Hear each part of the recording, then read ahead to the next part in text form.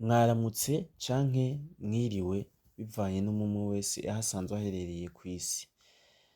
Aha ni ku kinyamakuru African Sound, aho tubipfuriza kugira amafaranga, amahoro n'iterambere aho mubaye hose.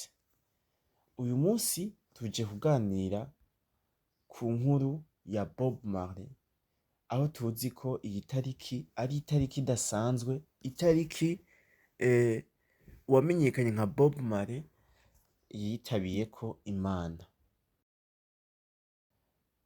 Bob Marley benshi turibaza ati yari muntu ki? Kubera iki isi yose usanga kuri uno musi iriko iramwibuka, bongera baririmba n'indirimbo ziwe zitandukanye.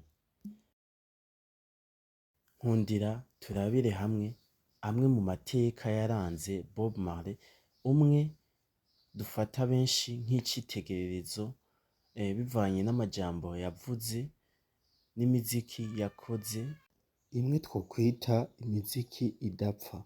Icambere tumanze kubasaba, manza mukore subscribe, mufyonde kuri like, ndetse musangize ano mateka ya Bob Marley bamwe mu bandi bantu, abagenzi banyu, inshuti n'abandi batandukanye.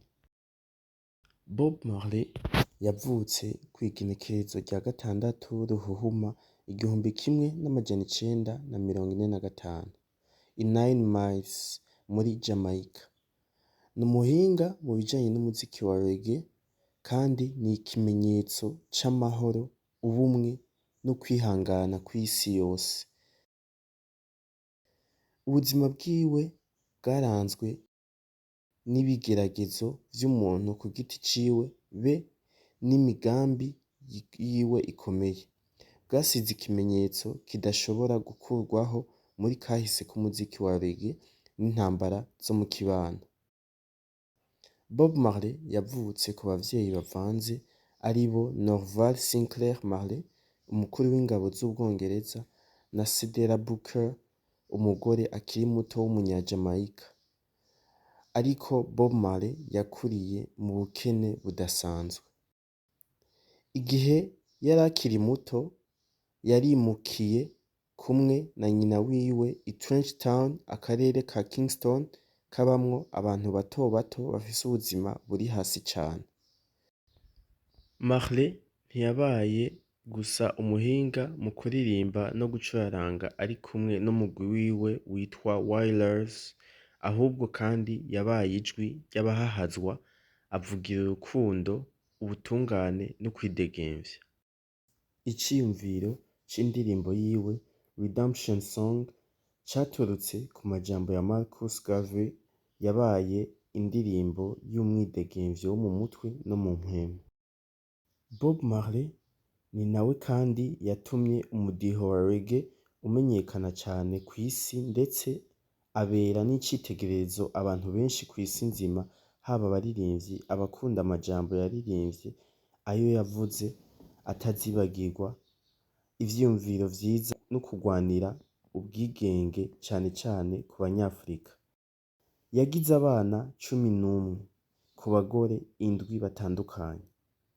Yagize album 13 mu rugendo rw'umuziki wiwe, ndetse album yitwa Legend niyo yagurishijwe cane, ndetse imwinjiriza amafaranga menshi gushika n'ubu ikaba icinjiza amafaranga. Yongera akaba yaradandaje disque zirenga 200,000. Yarakunda cane umupira, umuziki, urumogi, bimwe twokwita cannabis.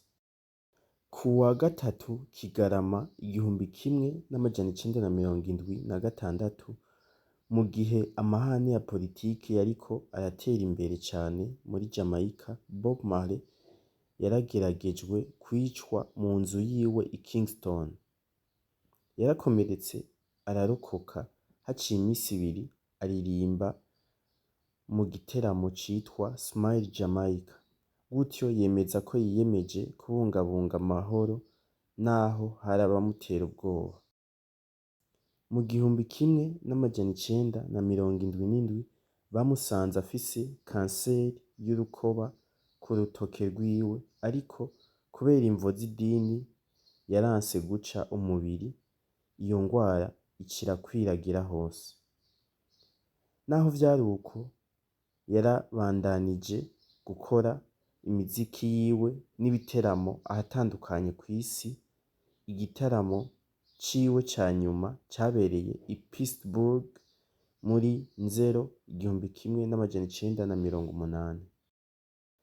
Kuwa 11 Rusama 1981, Bob Marley yaciye yitaba Imana apfiriye i Miami afise imyaka 36.